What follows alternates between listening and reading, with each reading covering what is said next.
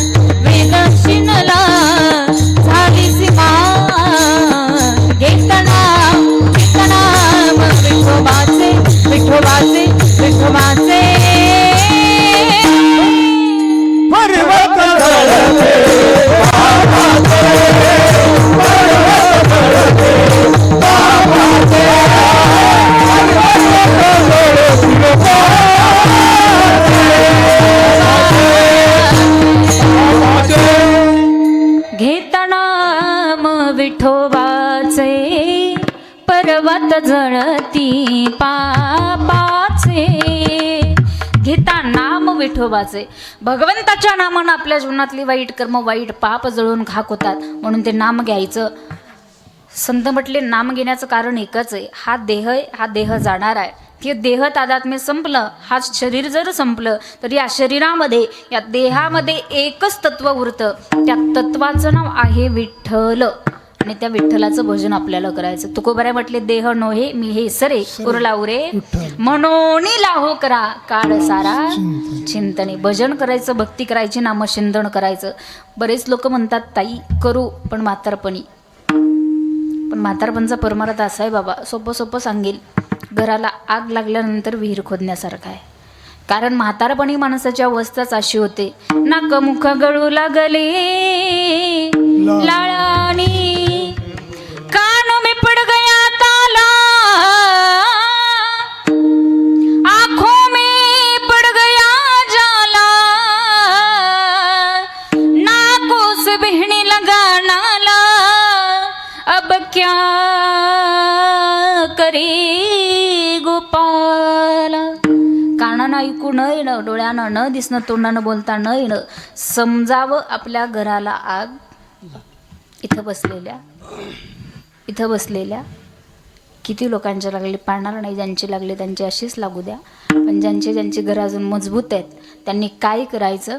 करावी तातडी परमार्थाची, करावी तातडी परमार्थाची.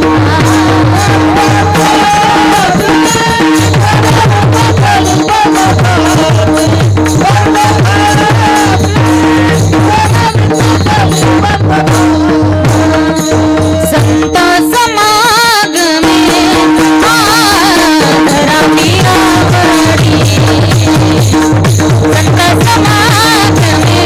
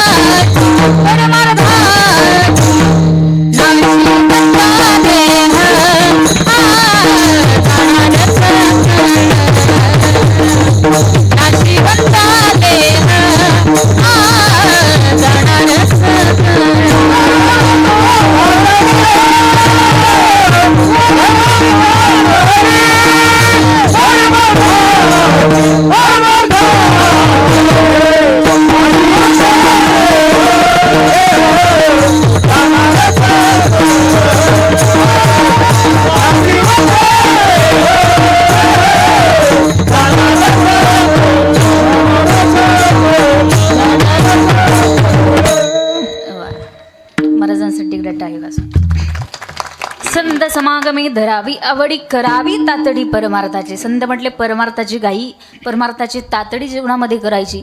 परमार्थ माणसाला करायचं असेल योग्य वयात आणि योग्य वेळी माणसानं करावा. म्हातारपणी परमार्थ होत नाही. म्हातारपणी माणसाकडनं भजन होत नाही, भक्ती होत नाही, परमार्थ माणूस करू शकत नाही. म्हणून ते नामचिंतन जीवनामध्ये करायचं. आपण करत नाही हा भाग वेगळा आहे. का करत नाही शास्त्र सांगतं त्याचं कारण. संसारात इति संसार हा सुधरू देत नाही म्हणून तुम्ही भजन करत नाही. म्हणा की नाहीच करत, भजन करतच नाही. तुम्ही संसार करताय म्हणून तो संसार तुम्हाला सुधरू देत नाही म्हणून भजन करत नाही. संत म्हटले संसार माणसाला दुःख देणारा, संसार दुःख मूळ चौकडे, विश्रांती नाही कोठे रात्रंदिवस तळमळ, काम क्रोध लोभ शून्य पाठी लागले, कवणा मी शरण जाऊ. संसार दुःख देणारा आहे म्हणून या संसाराच्या नादी माणसानं कधी लागायचं नाही. कधीतरी या मनाला समजावून सांगा की बाबा हा संसाराचा मायाजाळ फार कठीण आहे, नको या संसाराच्या नादी लागू. संत म्हटले कधीतरी सांगावं या मनाला आपण, नको नको म्हणा गुंतो माया जाळी, नको नको म्हणा गुंतो माया जाळी.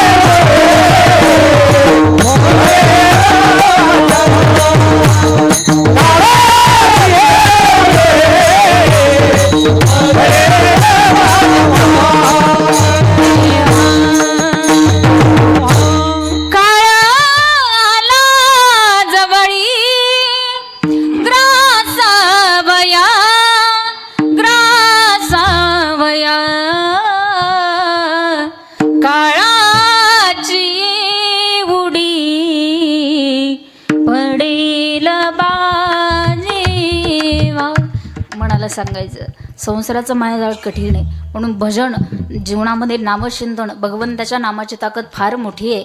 आणि या कलियुगामध्ये तुम्हाला मला तारणारी एकच गोष्ट आहे ती म्हणजे भगवंताचं. कलियुगा माझी करावी तेने नारायण देईल भेटी. संत म्हटले परमार्थाची घाई करा, परमार्थाची तातडी जीवनात करायची. आपण करत नाही. एक गोष्ट मी सांगेल थोडं बारीक आहे का. एखादं घर आहे, त्या घरात पैसा आहे, त्या घरात फर्निचर आहे, त्या घरात सोनं आहे, त्या घरात बायको आहे, त्या घरात मुलगा आहे. शॉर्ट सर्किट झालं, धडधड धडधड घराला आग लागली. मला सांगा त्या पेटणाऱ्या घरातनं अगोदर बाहेर काय काढलं पाहिजे? बोला. तू म्हणाल 10 वाजले अगोदर तुला बाहेर काढलं पाहिजे.